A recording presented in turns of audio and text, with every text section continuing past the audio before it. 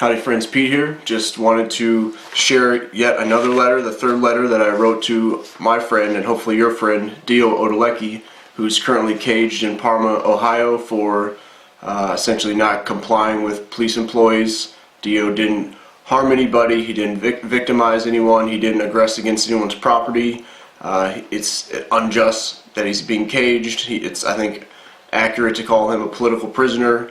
But my intention in writing these letters and in sharing them is, again, just to put his situation on your radar. And if you're somebody who, still doesn't see through the violence that's inherent in this injustice system, to maybe become familiar with Deo's situation and see that his actions are definitely not cause for him to be caged. And so, without further ado, I'm just going to read this letter to you. Okay, this letter is dated April 2nd, and it reads, Deo, Douglas, Uncle Deo, my friend, I hope you find many reasons to smile and laugh today. I'm not sure if you have a window, and if so, what you can see. Perhaps a bit of nature. I've found sometimes that by stopping and just soaking in all that's around, growing or flying or crawling, can be both entertaining and thought-provoking. When last year we were out in the Cali Desert living in an RV, I recall a little ant colony and how entranced I was watching them seemingly unguided yet their purposeful actions of hundreds and thousands of ants. I also saw and was quite startled by a fluorescent yellow/clear scorpion that had found shelter under a tarp we used as a sunshade. I later saw a second scorpion months later when in Utah. They certainly aren't too prevalent breed at all here in the Shire. Things like the simplicity but complexity of the ants or a plant cause me to wonder and ponder the big picture, why we are here, who exactly is we and I, and why do I seem to have innate beliefs or think of some things as good and others as bad, and more. I could go on at length about these and other related thoughts, but I'll spare you. I'd guess that you have had similar threads in your own mind, especially as of late with the unjust physical caging, removing as options certain things you'd otherwise occupy your time and mental processes towards. Perhaps in that sense, it's like a silver lining. You can emerge mentally stronger. Last night I was able to meet and roll around with our friends involved with Lehigh Valley COPBLOCK and Allentown COPBLOCK. They came to the Shire for a few days. On Wednesday they broadcast the COPBLOCK radio show from the Free Talk Live studios, which sounded like a great experience. I enjoyed hearing of their own paths and what was identified as being integral to who they today choose to be or are. For example, the confidence that came and is now present after learning more about their own rights and connecting with others of like mind and in being guided by the goal to make the world a better place. We all found some common ground on the linchpin of taking care of oneself, finding that balance as well.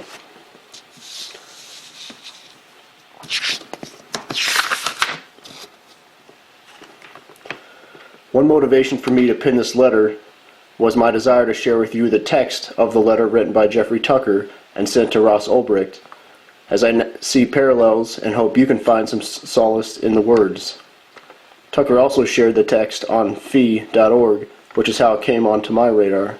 I know you're familiar with Ulbricht's plight. Like you, his actions peacefully delegitimize the parasitic class, those who subsist on the wealth others create. So in order to try to protect their charade, Ulbricht and you are now caged. But difficult as it may now be to see, you are both having significant positive repercussions. And as Tucker noted to Ulbricht, the rebels always exist, and thank goodness for that. Otherwise there would be no such thing as human progress. So in its entirety, here is Tucker's correspondence with Ulbricht. The post online is dated March 25th, 2016, and is titled, Dear Ross Ulbricht, a letter on his 32nd birthday, and begins, Dear Ross, happy birthday. It's impossible to say, hope all is well, to a great man unjustly imprisoned by the state, so I'll skip the pleasantries. We've not met, but I've followed your work for many years. We have a shared interest in human rights, freedom, and the beautiful anarchy of digital spaces. Starting around this time, we both developed the conviction that this would be our future, and we were impatient for it to get here. 100 years of a failed administrative state is more than enough. As the innovator of an online market that operated outside political constraints and even with the use of private money, you were ahead of your time, and you have experienced what so many other visionaries in history have experienced. Prison is too often the fate of the principled and brave enough to see a future of freedom beyond the regime of the moment. It should not be this way. In so many ways, your life right now is a stand-in for every dreamer in the world who has run afoul of the reactionary spirit of the powers that be. The way you have been treated, however, changes nothing about the trajectory of history. Freedom will eventually win this struggle, and this is for 3 reasons. First, innovations cannot be stopped, even by the world's most powerful governments. Second, technological knowledge today is global, weightless, and as reproducible as ideas themselves, which makes it finally impossible to control. Third, while the state can coerce the body and material property, the human mind cannot ultimately live in a cage. And this is what strikes me as most tragic about your plight. That you have to be sentenced to 2+ lifetimes for running a website changes nothing about the long run. You have been treated brutally and denied a fair trial. So too have the greatest heroes from the classical world to the modern times. And your plight robs humanity of your creative contributions. Even so, power in this instance will lose. All the resources spent to put you behind bars have been wasted. Someday everyone will understand this, just as people today understand this about Socrates, Galileo, Martin Luther King, and Nelson Mandela. I'm not sure if you had followed the great struggle between the U.S. government and Apple, the world's most valuable company. The CEO, Tim Cook, has taken a brave and heroic position. He has refused to comply with the FBI demand that the company's programmers hack their operating system's encryption to make a backdoor for the state. Cook says that this would create an inferior product. Encryption is necessary to protect data from being pillaged by cyber criminals. Isn't it ironic? It is increasingly difficult to distinguish the intentions of cyber criminals from that of the government itself. They are both on the same side of lining up against the interests of the human right to liberty and property. I'm so proud of Apple for resisting. So intense in public was its statement of principle that the FBI even backed down while trying to save face. They withdrew the lawsuit and claimed they would hack it themselves. Maybe. Regardless, this was a victory for the good guys. When Edward Snowden first revealed that the NSA, FBI, and so on were sucking data out of the Google's and Apple's servers through a backdoor, we all wondered just how complicit these companies were in the surveillance. Many people were angry at the private sector for going along, if they were. I was sympathetic with Apple and Google. They faced a gag order in any case, and these can be very scary. Apple's innovation was the best answer. They would make a system so secure that not even Apple itself would have access. Brilliant. It's not even clear to me that the FBI fully understands what they were demanding of Apple. It's a form of nationalization, really, not altogether different from the nightmare scenarios of interventions you find in Atlas Shrugged. That we are talking about operating systems rather than oil wells and steel factories make it less obvious but no less significant. In some ways, this new battle mirrors the old struggle over PGP in the 1990s. Remember that? The creator Phil Zimmerman was called complicit with terrorism, and the code itself treated as a weapon that was illegal to export. MIT heroically responded by publishing the entire code in book form. The government relented, and thank goodness. Can you imagine what the digital world would be today had encryption technology been successfully banned? 1 million innovations since would have never happened. Even today, without encryption, there would be a privacy apocalypse, and yet that is exactly what the government's positions favors. So many people in the tech community follow this Apple case closely. What if the company lost in court? Its programmers would have been ordered by the government to wreck their own software. Amazing. Would the code slingers go along? Most people who know this community well seriously doubt it. They would likely pick up and go work for another company and take their innovations with them. If need be, they will work outside the jurisdiction of the U.S. government. As for Apple itself, the latest news is that the company will begin to manufacture its own servers rather than ordering them through the regular supply chain. Why? Because they worry that their servers will otherwise be compromised in transit. Can you imagine that it has come to this in the United States, that a company has to forego the advantages of the division of labor and trade just to maintain the security of its own property? Amazing. Why does the government continue to fight these battles that it is sure to lose eventually and tolerate such carnage along the way? I suppose that it is the great mystery of the ages. It has something to do with the unwillingness of some people to tolerate freedom. Powerful people want to exercise that power, and they are greatly offended when principled people say no. They are forever sending messages and making examples of people, do not defy us. And yet the rebels always exist, and thank goodness for that. Otherwise there would be no such thing as human progress. I don't know if you follow the politics in the U.S. over the last year. I've ignored politics for most of my adult life, and dangerously threw myself into it over the last year. What a shock. It's amazing to see throngs of people cheering and clamoring for their own enslavement, treating would-be oppressors as liberators.